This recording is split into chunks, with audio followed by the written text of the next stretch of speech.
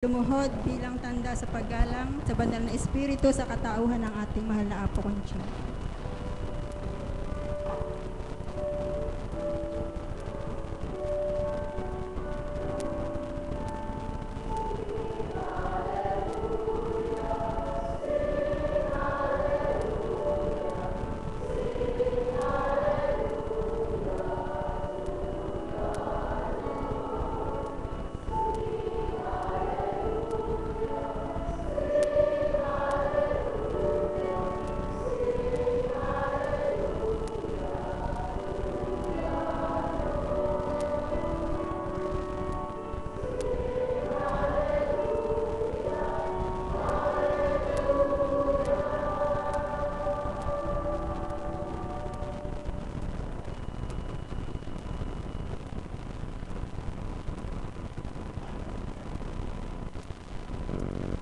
Sumainyo ang kapayapaan, kay buti ng Ama, kay dakilan niya.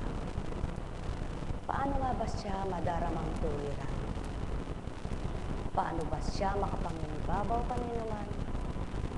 At paano ba siya tatanggapin ng lahat ng nilalang? Samantalang di nga siya nasisilayan. Subalit kung mararamdaman lamang ng bawat isa, sa bilang pagkatao at katauhan, tuwirang mapapangibabaw ang kanyang pagmamahal. Pagharian kayo, Diyos.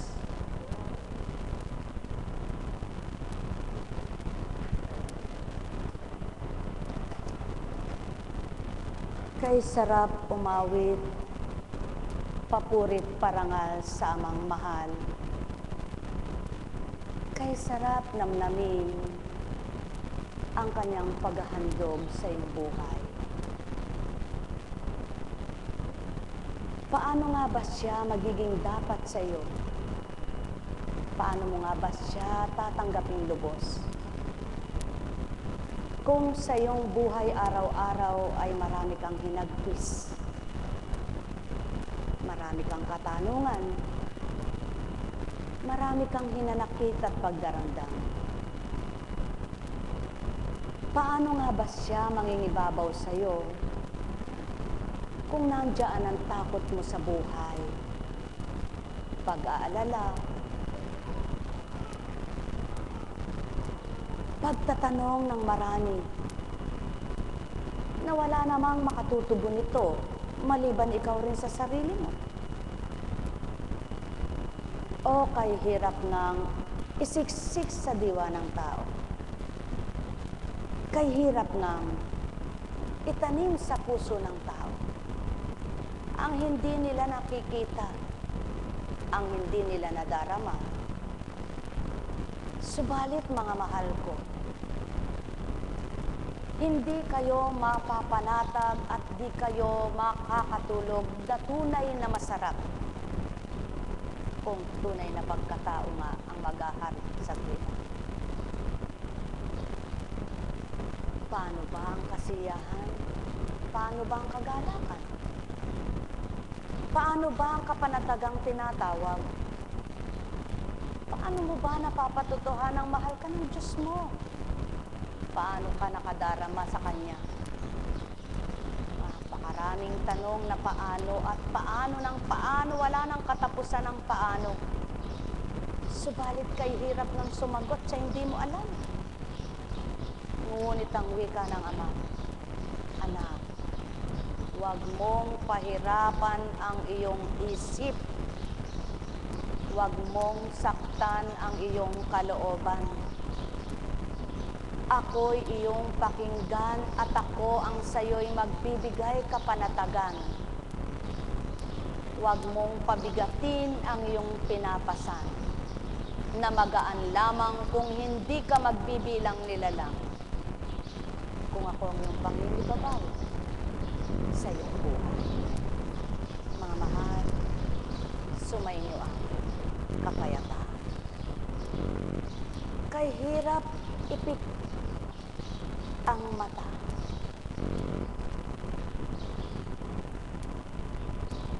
Napakahirap ipikit ang mata sa mga gusto mong makita. Pilit at pilit sa isip mo'y magbukas ka ng mata para makita mo ang gusto mong makita. Ngunit at pasubali, ano man ang gusto mong makita sa iyong katauhan sa bahagi ng lupang ito, ngunit at pasubaling muli, ang hanapin mo ay ang mabuti, huwag ang hindi maganda na nagdudulot ng di mabuti sa buhay mo.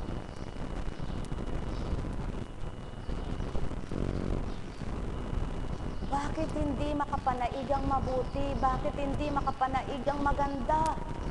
Ano ang dahilan? Mga mahal, batid kong kayo'y nagsitungo sa dakong ito, hindi para ang hinanap nyo at ginagawa nyong magtungo rito'y para makinig kayo. Ngunit hinihingi ng dapat makinig kayo. Hinihingi ng pagkakataon na dapat pakinggan nyo, sapagkat itong magiging paraan para makalaya kayo sa papaanong paraan. Natatakot ka ba? Nag-aalala ka? Makinig ka. Makinig ka sa mabuting udyok ng isip mo, wag sa masama. Gusto mo bang lumakas, gumaling, sumigla? Makinig ka sa mabuting damdamin, wag sa hindi maganda na naninikit sa iyong kalooban. Sadyang ganyan ang buhay. Maraming pinakikibakahan. Punong-puno ng hamon bawat araw. Subalit wag mong katakutan niyaan kung kilala mo ang ama mo at iyong tinatawagan ay nararamdaman. Sapagkat maliwanag na sinabi niya kung nakikinig ka lamang na anak niya. Anak, ako ang buhay mo. Sa makatwid, ang ama mo ang buhay mo, ilagak mo sa kanya. Ako ang lakas mo. Sa makatwid, ang ama mo ang lakas mo, ibigay mo sa kanya ang nangihinang katawan mo. Ako ang liwanag. Sa makatwid, ibigay mo sa kanya ang kadiliman mo at huwag kang madimlan, sapagkat siya ang liwanag mo. Mga mahal, sino ang gusto niyong bumaba sa inyo para magliwanag kayo? Sino ang nais niyong makita para magbago kayo? Sino ang nais niyong magsalita sa harapan niyo para maging tapat at totoo kayo? Ang Diyos bang tinatawagan niyo na mismo siyang bababa sa inyo? Dito mangyayari. Hindi ito mangyayari, mga minamahal ko, sapagkat nasa inyo na bumaba na ang Diyos niyo. Kapag nakakarinig ka ng maganda't mabuti, ang Diyos mo yaon. Kapag nakaririnig ka ng hindi maganda at hindi mabuti, hindi siya yaon. Kapag ang nakikita mo'y pawang kabutihan, hindi niya gawa iyon ni Satanas, kundi gawa niya yaon. Kaya, yaon ang gawin mo. Makinig ka sa mabuti, magmasid ka sa maganda at makabubuti, nasa sayo siya, kasama mo siya. Sa pamamagitan ng Espiritu na binaba niya upang makipagniig at magpadama sa lahat ng tao. Ang may pandinig ay nakarinig, ang may mata ay nagliwanag, sumainyo ang kapayapaan.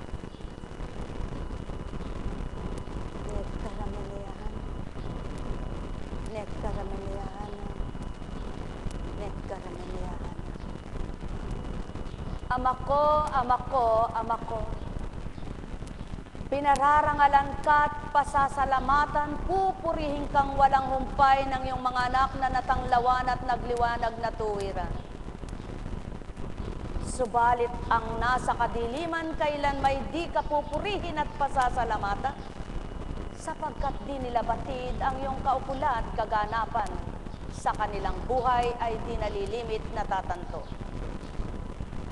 Kaya patuloy mong ibigay ang iyong espiritu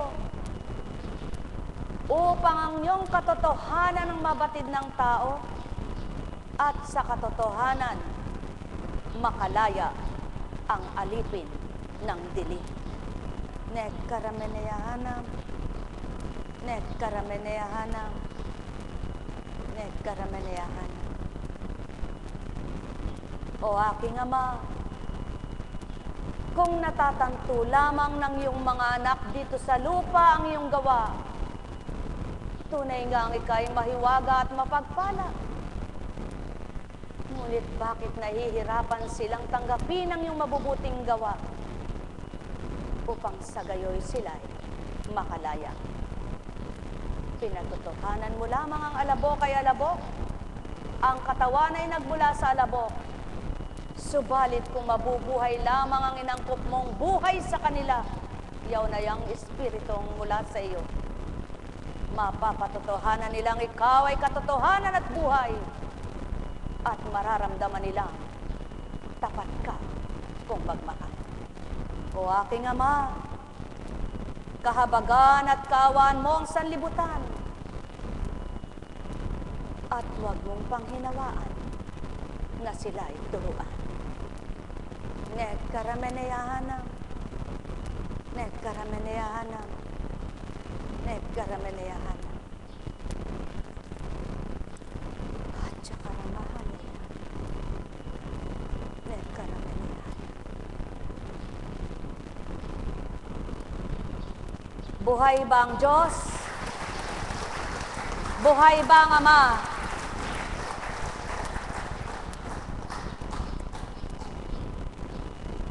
Sa iyong pagkatao, dumaan ka ba sa panghihin at panlalambot?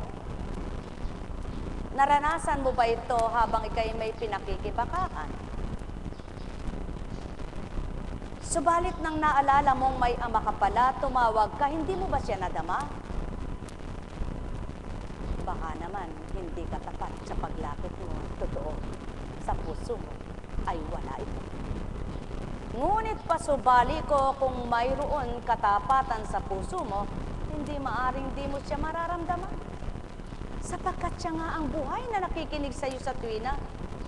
Siya nga ang buhay na nagmamasid sa iyo at hindi kanya nililimot kailan paman ni hindi kanya makakaligtaan. Kaya, dagdagan mo pa. Dagdagan mo pa ang iyong kataintiman ng pananampalataya at paniniwalang may katapatan. Sinisigurado siya ang totoo sa iyo at sisiguraduhin niya maaaliw ka niya. Buhay ba ang Ama? Buhay nga ba ang Ama? Inyong pakinggan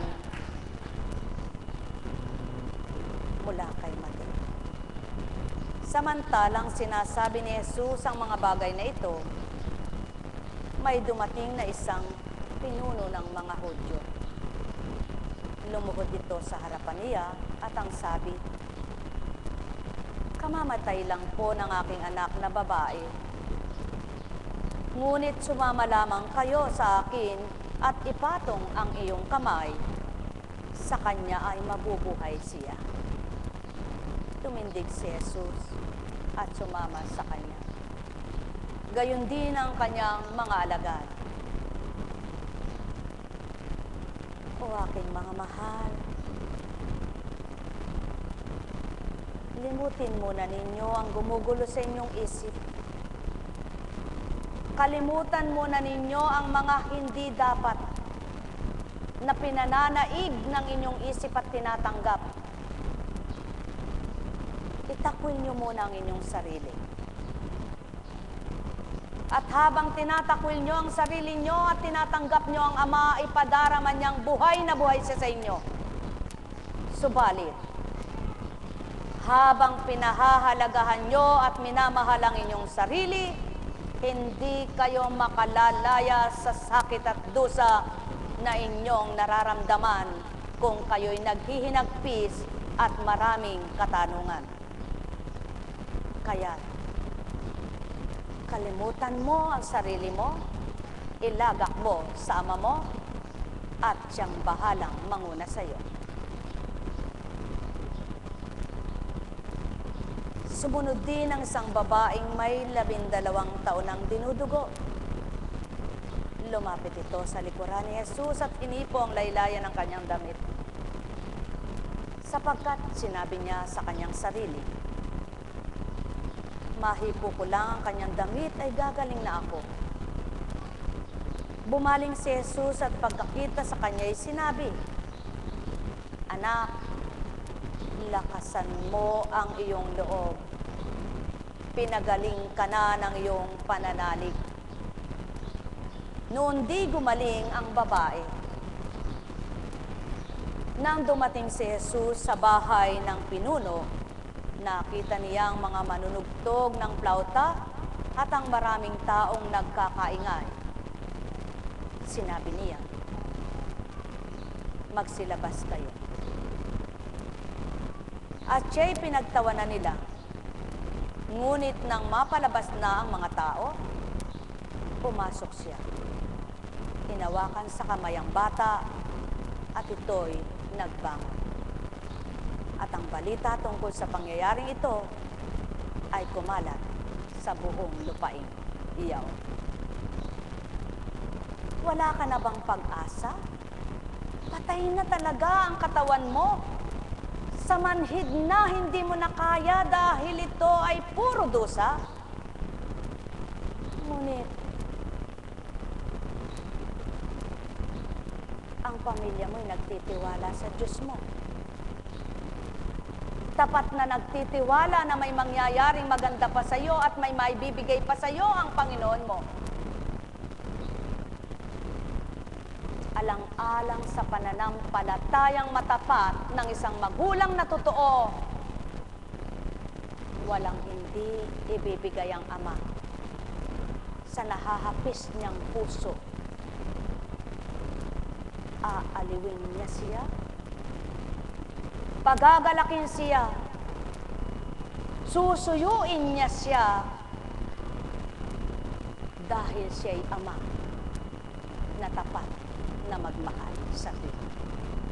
Kung kaya't ang anak na ibinaba na kawangis ang gawa sa Ama, ay nagawa ang kalooban ng Ama at di ang kalooban niya bilang tao. Subalit naganap ang lahat ng yaon nang dahil sa Espiritong tinataglay sa katauhan na tumalima, sumunod sa atas ng Ama. Mga mahal, nais mo bang lumigaya?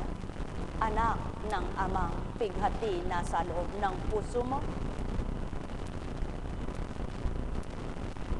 Manalig ka. Kung suko man ang kapwa mo, ang Ama'y hindi susuko sa iyo. Kung tapos na ang magagawa ng kapwa mo, ang Ama mo'y walang hindi magagawa siya. Hindi siya susuko sa iyo, kaya sa kanya ka sumuko. Walang katapusan ang kapangyarihan niya, kaya sa kanya ka magtiwala. Walang hangganan ang kanyang pagmamahal, kaya't damhin mo ang pagmamahal niya. At matututunan mo kung papaano ang nahihirapang damdamin mo ay magluluwag na totoo.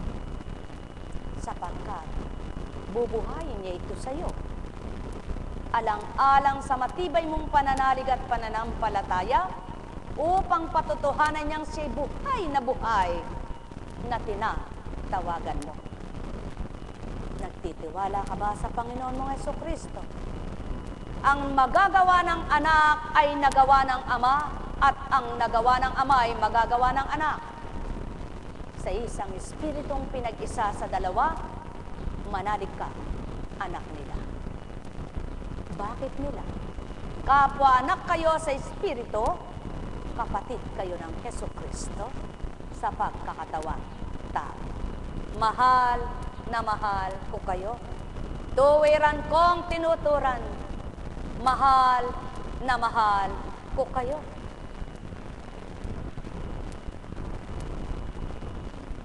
Kung alam mong dinadaya ka, tinatalo ka ng kalaban para ipahiya ka, ang ama mo naman, alam mong ililigtas ka at hindi ka pababayaan niya. Bayaan mong siyang magparangal sa iyo at pasalamatan ng mabuting gawa mo, kaya tugdin mo mabubuting nais at layo niya. Doon, sino mang kapwa mong mamaiya sa iyo, siya'y hindi kay papahiya kailan pa man. Mga mahal, pagpalain kayo, sapagkat siya ang sandigan mo at buhay mo. Mahal na mahal ko kayo. Tuwiran kong tinuturan, tulad ng ginawa ng isang anak, pinagtawanan sa gagawin. Subalit pinakita ng ama ang kanyang kapangyarihan, ang pagtatawa ng tao'y pangtao yaan. Subalit ang kapangyarihan ng ama'y di sinusukat at masusukat ng tao. Kaya't sa kabila ng pagtatawa, sa pagpapalabas sa mga tao na tinutugtugan na ng plauta itong isang bangkay, pinakita ng ama ang kapangyarihan niyang bumubuhay at ang magtitiwala sa kanya mabubuhay. Sumainyo ang kapayapaan, pagharian kayo, mga minamahal ko. Ang may pandinig ay nakarinig. Maging maaliwalas nawang pag-iisip ang sumainyo at maging mapayapang damdamin ang inyong kamtin. Sa gayon, mawawawaan ninyo ang mga kataga kong niluluwal at mararamdaman nyong ang ama nyo at kapatid nyo ay buhay na buhay.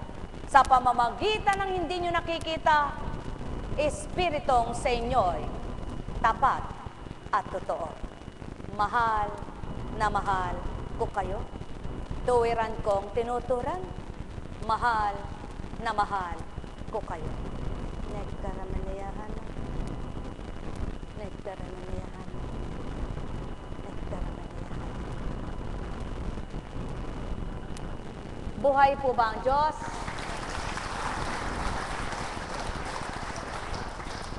Ang 12 taong nagdurugo, naubos ang kabuhayan, walang nakapagpagaling, subalit sa pananalig, mahawakan lamang ang dulo ng baro ng pinananaligan niyang Panginoon, may naramdaman siya sa kanyang buong katauhan na pumasok na hindi niya kayang liripin at tantuin man lang. Doon, tumugot ang pagdurugo at gumaling sapagkat maliwanag na tinura ng kanyang Panginoon, manalig ka anak. Nanalig, nagtiwala, nakalaya. Mga mahal, gusto niyo bang makalaya? Manalig, magtiwala. Sa pananampalatayang buhay, marami ang magagawang mabuti. Pagpalain kayo. Buhay bang Ama? Buhay bang Ama? Ay, kay puti ng Ama. Oh, anak. Gusto mo ilulub na kita din eh. Ha?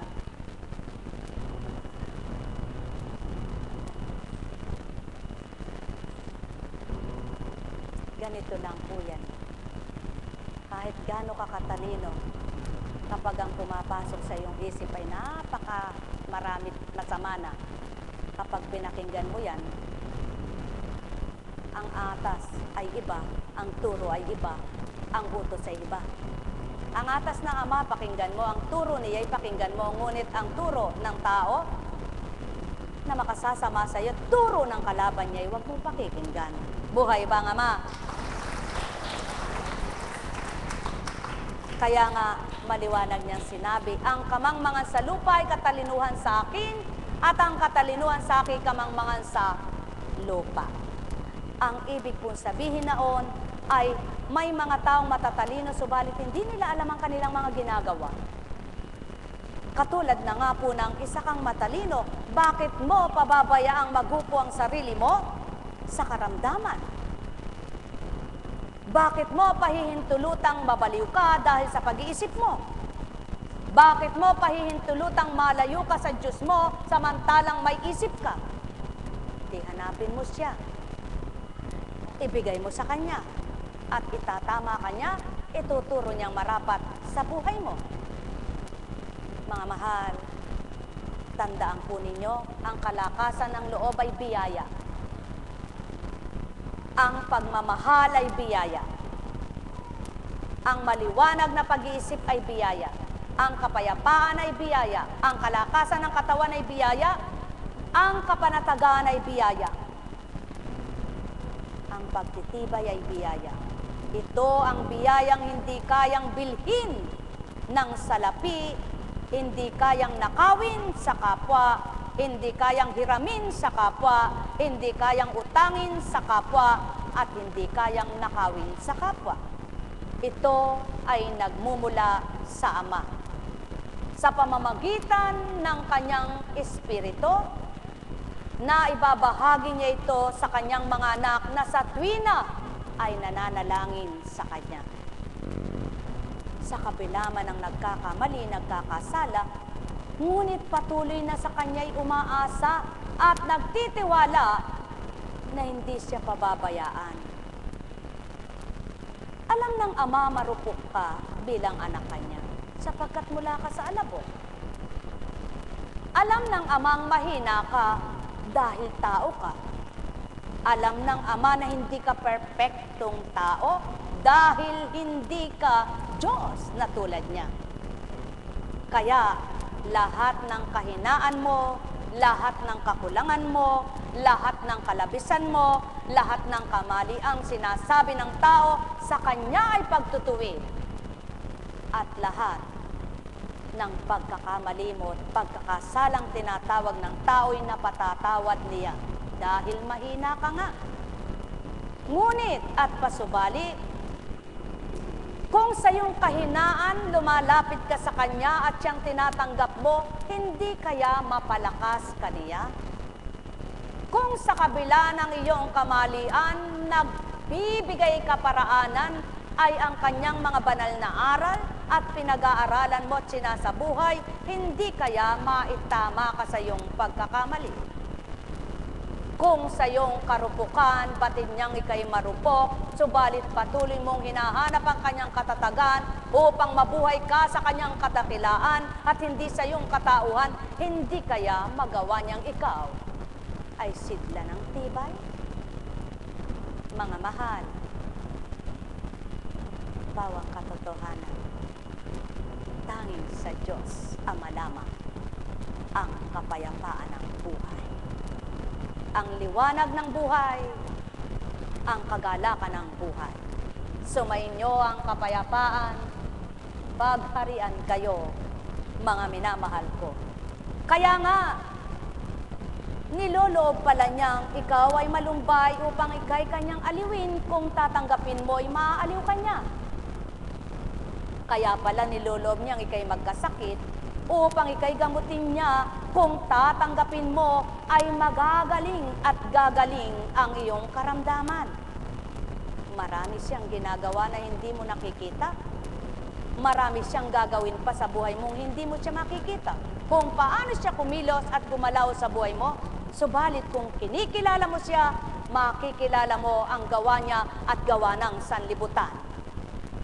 Tama baga, mga mahal, kay buti ng Ama, kay dakila niya. Halina, halina, halina, gising na, isip na dilim ang naghahari tuwina. Halina, halina, halina, taong may pagkakaba, huwag mahabag ka sa sarili mong pagkatao. Kundi ang Ama ang siyang bayaan mong mahabag sa iyo. at ang habag niya'y may magagawang mabuti pawa ito. Halina, halina, halina mahal ko, na kulang sa lahat ng bagay para sa'yo, ngunit kinikilala mo ang magbibigay ng mga bagay na kailangan mo. Manalig ka, may bukas pa. Sumainyo ang kapayapaan. Net karamanayahanan, net karamanayahanan, net karamanayahanan. Buhay ba ang Ama?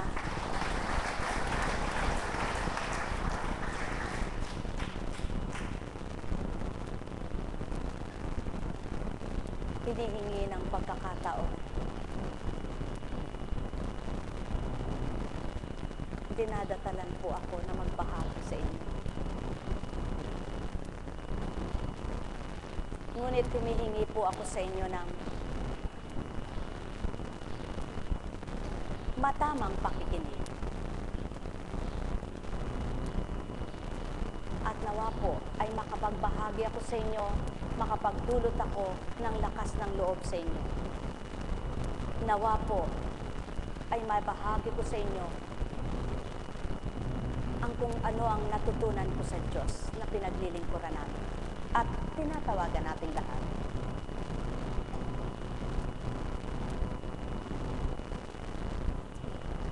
Kahapon po, bilang tao, pakikiisa, pakikitungo, ayaw kong mga tuwira na gusto ko gumising ng tanghali sapagkat luluwas ako, magbibiyahe ako, at maaring mapagal ako sa paglalakad ko, sa tutunguhan ko, dahil gusto kong iparte naman ang araw ko bukas, kahapon sa isang anak kong bunso, para naman tingnan ko yung kanyang magiging kalalagayan sa titirhan niya, kung anong aabutan niya, at kung anong lugar na papasukan niya. Bilang isang magulang na maraming pagkukulang sa pamilya, subalit hindi ko po kinalungkot yun at kinalumbay man lang ang pagkukulang kong ito, kundi matibay kong tinatanggap sa puso ko na kailanman ay hindi sila pinabayaan ng Diyos. At ito po ay totoo. Sapagkat ang anak kong ito na ihahatid ko kung saan dako siya titira at maghahanap buhay, ay grade 5 pa lamang nang ako ay maglingkod. Ito po ang inuudyok sa akin ay bahagi ko upang kayo ay magkaroon ng paglaban. Sabado, maghapon ang gawain. Ginamit ako sa Facebook, ginamit ako sa... Hindi ko na po kailangan sabitin pa sa inyong lahat kung ano ang aking gampanin sa umaga. Sa madaling salita po, hindi lang kayo ang pinaglilingkuran ko. At ang oras ko'y kulang na kulang sadya. Araw man ng Sabado, hindi ako pwedeng makipaglaro sa mga apo ko. Hindi ako pwedeng magluto ng para mapasaya ko ang mga pamilya ko na sasabihin ko, o mga anak, magsigising na kayong lahat at eto, nakahain ang pagkain. Ito po ang masaklap sa akin. Ito po ang pinakamahirap na nilalabanan ko sa aking sarili. Yaong gusto mong ang mga anak mo ay mapagsilbihan mo kahit malalaki na sila, na yun man lang mapadama mo at mapakita sa kanilang kahalagahan ng isang mayna na gigising kang maaga para pagluto mo sila at galak na galak ang hahainan mo ang mesa, tatawagin mo silang sabay-sabay dahil kumpleto sila. Paano ko po ito gagawin? Madaling araw pa lamang kapag ako'y ginising. Iba na ang aking ginagampanan. Nung dinagdagan ang aking gampanin, hindi ako nagreklamo na siyahan po ako't natuwa. At ito po ang kaaliwan ko, ang banal na salita. Ayoko naman pong magmagaling sa inyo. Ayaw ko pong maging magaling sa inyo, ngunit nakatungo ang Diyos natin. Dito po ako humuhugot ng lakas sa mga mensahe niyang idiniaratal. Kapag ginagamit ako, ang isip ko ay napakaliwanag po. Walang ibang laman kundi ang kanyang mga salita. Ang aking damdamin walang ibang nilalaman kundi napakasarap.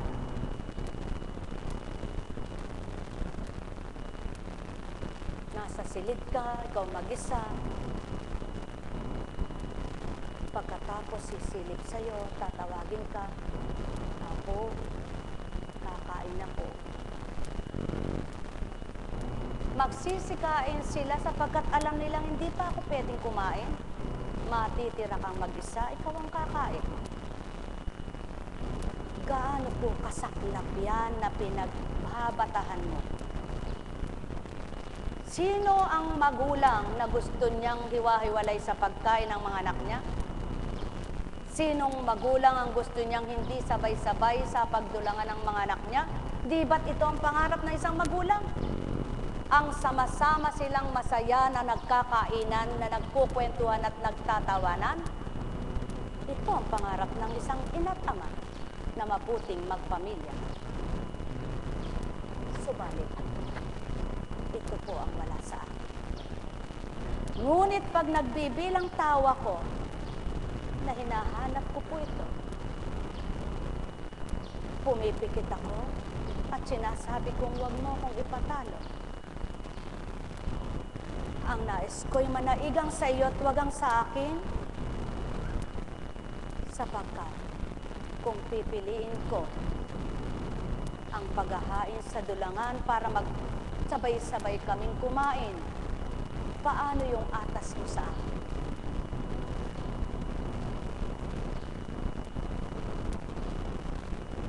Hindi ko po ito kinukwento sa inyo para hangaan niyo ako. Hindi ko po ito ikukwento sa inyo para ako'y purihin niyo, kundi para pagnilayan niyo kung paano ang paglaban. Kung paano niyo lalabanan ang inyong sarili upang hindi ka magmagaling sa kapwa mo. Na para bang napakaganda at napakabuti ng ginagawa mo, alam naman ng Diyos mas marami pa ang pagkatao mo. Ng Ama ang nagmamahal. Kaya't ito ang ayaw kong gawin.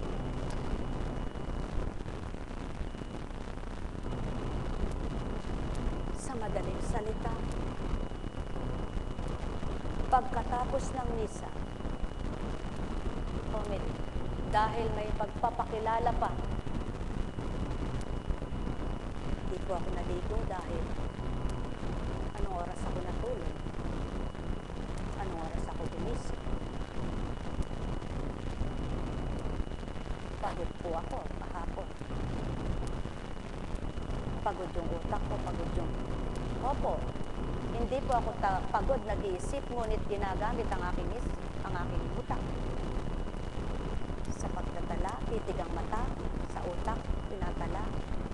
Ang kamay mo, hindi ka pwede. Kaya magpapahinga ka. Kaya ako'y nahuhuli po sa inyo. Sa madaling salita, pagkatapos ng misa, umalis na po ako kahit wala pa yung panghuling basbas. Bakit? Sapagkat ang usapan namin ng mga anak ko, dahil ang anak ko ay may tutunguhan pa, kailangang umalis kami ng maaga. Subalit, pagdating ko po, hindi ako nakaalis ng maaga nang dahil nakipag-meeting muna sa CAPS at nangusap ang espiritu na hindi ko po pwedeng tutulan. Sa madaling salita, natapos sa kanila, tsaka pa lamang ako umalis para kumain ng almusal at dapat ay maliligo. Ngunit hindi pa po doon natapos ang aking ginagawa. Mayroon pong mga sinagot na naman sa Viber, Skype, Facebook, at may tinalang kaunting mensahe na parangalan pa po.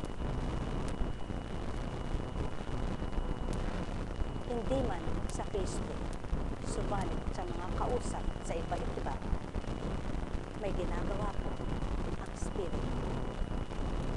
Nakaalis kami anong oras? Halos mag-aalas 12 na.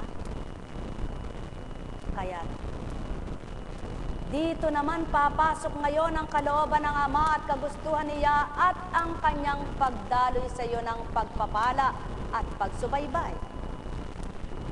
Kaya makikita mo ang kanyang mabubuting gawa. Ang bilin po sa akin ng Espiritu ay huwag akong laging magpasalamat sa mga taong dumadamay sa akin sapagkat may takda po ang lahat. May takda ang pagpapasalamat ko, may takda ang pagtatala ko kung sino sila. Sapagkat hindi po ako tutulungan ng mga ito at hindi ako mamahalin ng mga ito kung ganang aking pagkatao lamang na pagtupad, kundi sa Kanya. At kaya po ako, kung hindi tinatala ay hindi nyo maririnig magpasalamat. Ngunit ito po ang pagkilos ng Diyos. Ang sabi ng aking anak, Mama, hindi na siguro ako. Hindi na tayo aabot na magkita tayo nila ate. Ako rin ka ako ba't biglang ginuto? Daan nga po muna tayo dito sa may Walter Mart. Hindi ko. Sabi ng anak ko, Mama, sinabi niyo po, alas 8, alis na kayo dyan, tigang na puweka kami nandito. Anak, pasensya ka na. Sige, hintayin mo kami. Magte-text na lang po sa amin. Sige po, bibiyahin na po kami doon sa tagpuan. Yung anak ko pong nasa Valenzuela. Sa madaling salita, double time, kailangan double time. Ma, nandito na po ako, kailangan po. Para hindi na po tayo dumaan uli sa ibang bilihan, bibiling ko na po yung mga bibiling ko dapat dito. Shampoo ko, Colgate ko, ganito, ganito, ganito. Sige anak. Habang hinihintay po yan, namili po kami dun sa Chowking. Sabi ko, mag-Chowking na tayo. Gutom ako. Alam niyo po, naka-order na ako. Tumatakbo yung anak ng alagad ko na bahagi sa akin ng Diyos sa gawa nito. Sabi niya, ay apo, hindi ko po kayo agad napansin. Ako, sabi niya, ano pa po ba ang gusto niyo kainin? Ano? Ay wala na anak, tapos na. Si Abby pa ako nagpunta doon sa, ano gusto daw niya doon sa KFC, chicken.